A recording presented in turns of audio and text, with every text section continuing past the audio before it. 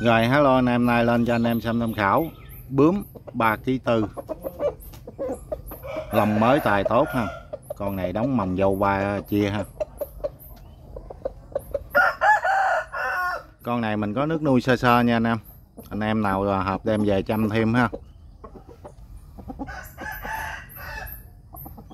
Con này mình để cho anh em 2 củ ha, bên mình bao phí ship rồi. Anh em ưng alo cho mình.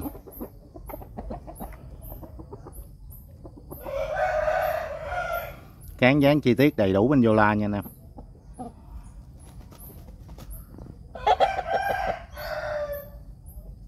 Ở đây mưa mới xong luôn anh em ơi.